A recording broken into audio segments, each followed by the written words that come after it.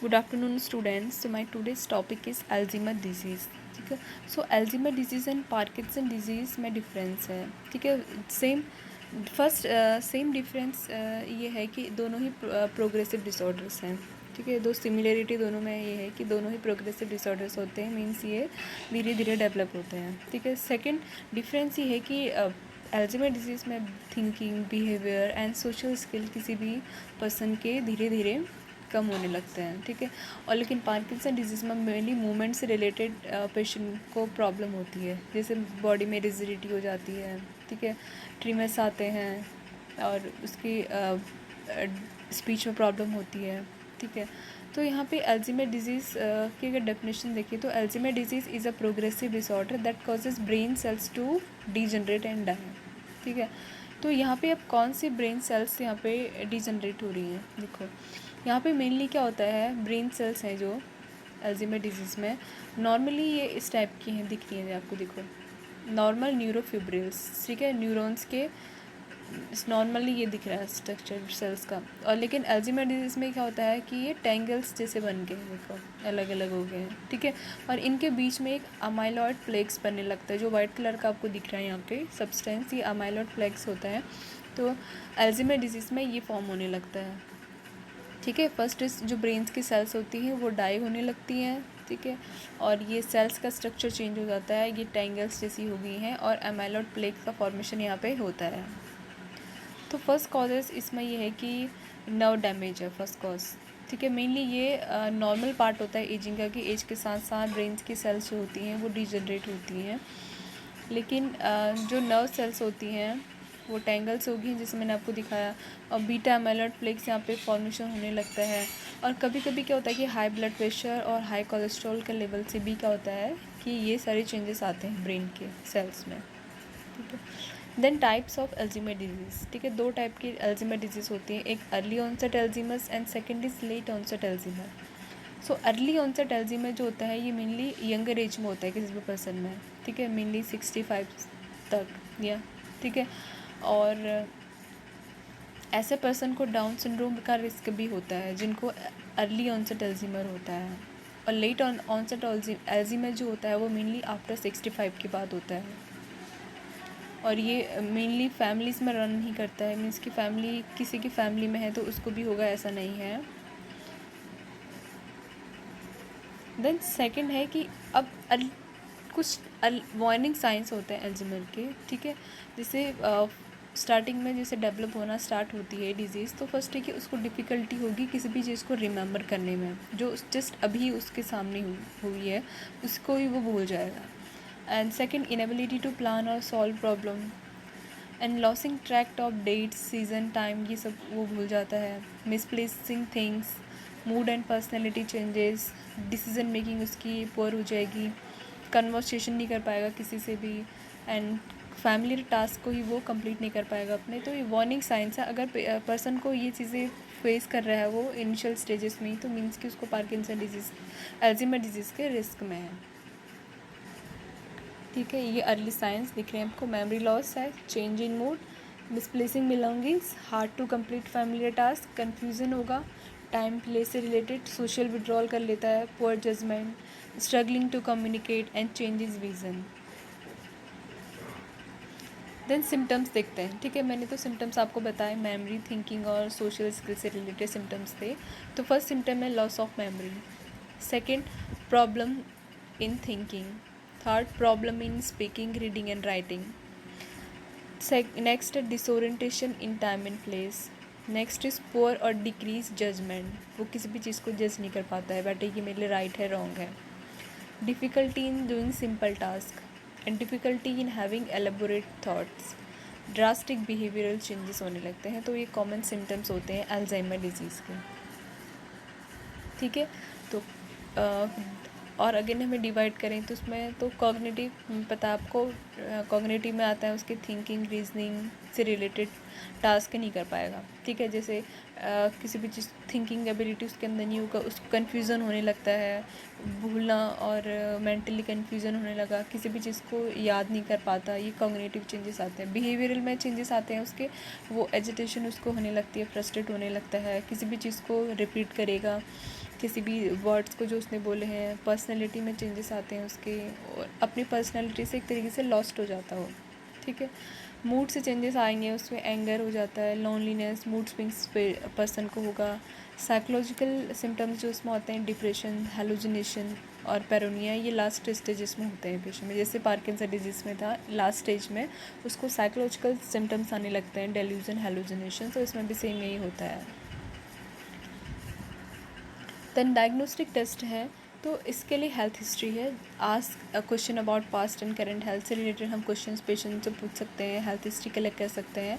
Mini mental status examination इसमें person का करते हैं, जिसमें हमें उसकी प्रॉब्लम सॉल्विंग स्किल्स का, उसकी अटेंशन स्पैन का, उसकी काउंटिंग स्किल्स का और मेमोरी का हम यहाँ पे टेस्ट करते हैं, ठीक है। जैसे मैंने आपको बोला कि उसको अपने टाइम प्लेस से रिलेटेड ओरिएंटेशन, उसको डेट याद नहीं होगी, आज उसने मॉर्निंग में क्या खाया था और कल क्या डेट थी, ये तो हम ये सब मिनी मेंटल स्टेटस एग्जामिनेशन से यहाँ पे टेस्ट कर सकते हैं। सीटी स्कैन और एमआरआई से हमें पता चलता है कि ब्रेन की जिन रीजन्स में कोई इन्होंने अफेक्ट किया है, जैसे सेल्स में, ब्रेन सेल्स को यहाँ पे हम देखते हैं थ्रू एमआरआई और सीटी के थ्रू, ठीक है, कि वो कैसे सेल्स का स्ट्रक्चर चेंज हो गया है, ब्रेन सेल्स का। न्यूरोसाइकोलॉजिकल टेस्टिंग यहाँ पे करते हैं।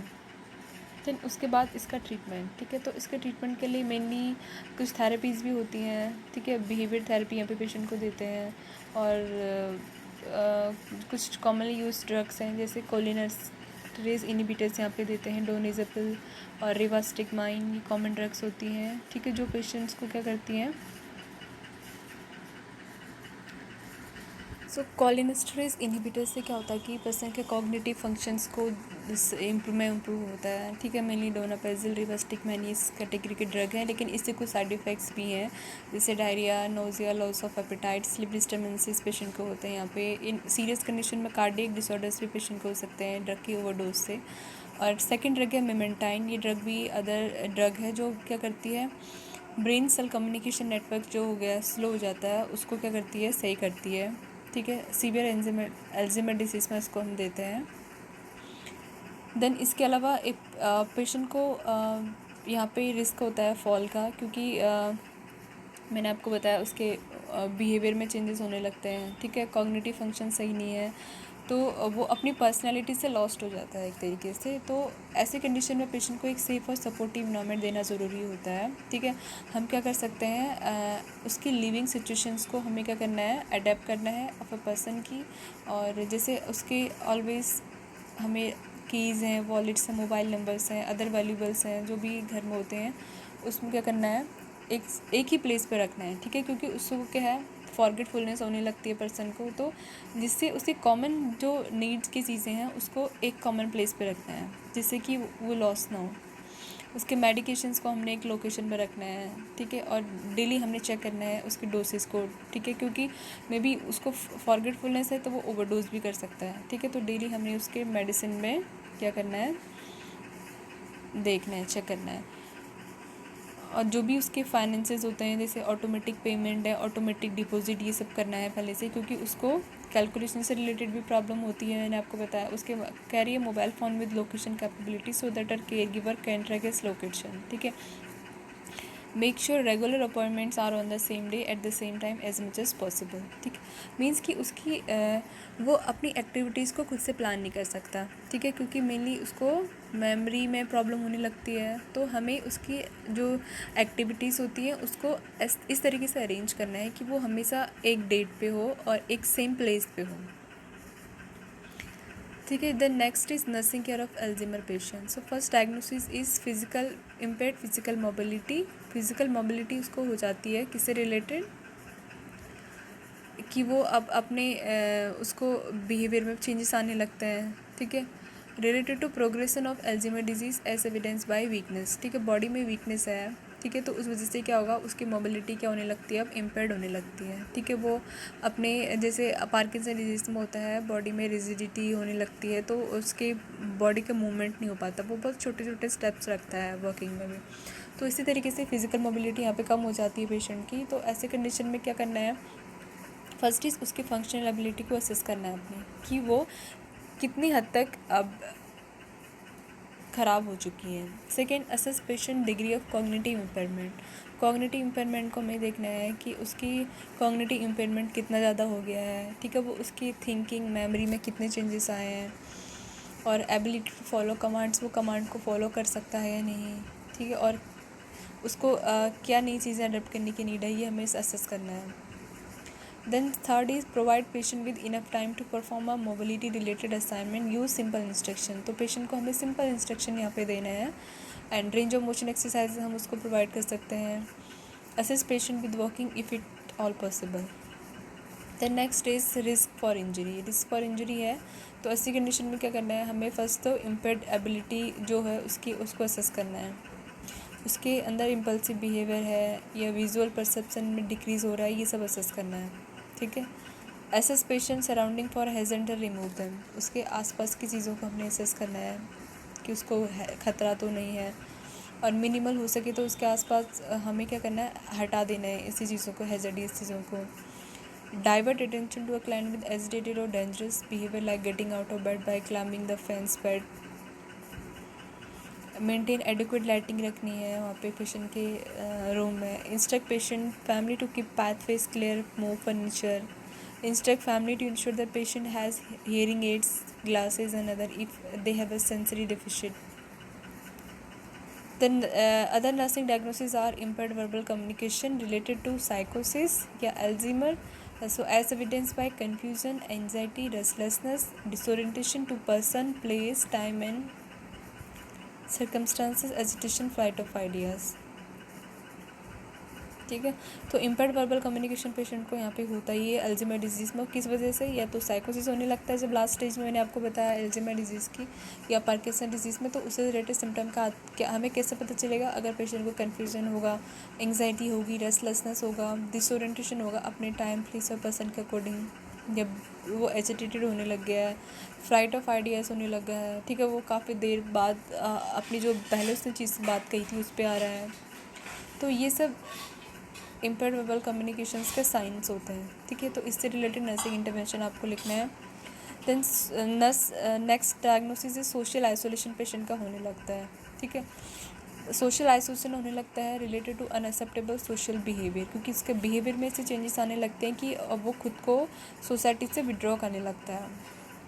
तो ये हमें कैसे पता चलता है, जैसे uncommunicative, withdrawn, feeling of social rejection, ये सब उसको होने लगेगा, तो इसका मतलब है कि वो सोशली आइसोलेट हो गया है। सो ये दो नर्सिंग डायग्नोसिस के इंटरवेंशंस आपको लिखना है। ये टॉपिक था अल्जीमर डिजीज़ का, जिसमें हमने देखा अल्जीमर डिजीज़ क्या है, डेफिनेशन हमने देखी इसमें, इसके कॉजेज़ हमने देखे। कॉजेज़ मेनली इसमें था कि जो नॉर्मली सेल्स होती हैं वो क्या हो जाती हैं, टेंगल्ड सेल हो जाती हैं, और माइलॉइड प्लेक्स इसमें जो न्यूरॉन का जो सेल्स होती हैं ब्रेन की, उसके बीच में बनने लगता है, ठीक है। नॉर्मल एक्टिविटी नहीं हो पाएगी फिर ब्रेन सेल्स की। टाइप्स दो थे, अर्ली ऑनसेट और लेट ऑनसेट। देन इसके सिम्टम्स थे हमने देखे, कॉग्निटिव सिम्टम्स आते हैं जिसमें मेमोरी से रिलेटेड, पर्सनैलिटी से रिलेटेड प्रॉब्लम होने लगती है, फिर कोई भी पर्सन डिसोरिएंट हो जाता है अपने टाइम प्लेस, पर्सन के कुछ कन्फ्यूज़न उसको होने लगता है, और बिहेवियर से रिलेटेड पर्सन की एग्रेशन हो जाएगा, एजिटेशन उसको होने लगता है, और वंडरिंग पर्सनैलिटी हो जाती है जिसको लॉस्ट पर्सनैलिटी बोलते हैं, मूड में एंगर होने लगता है उसको,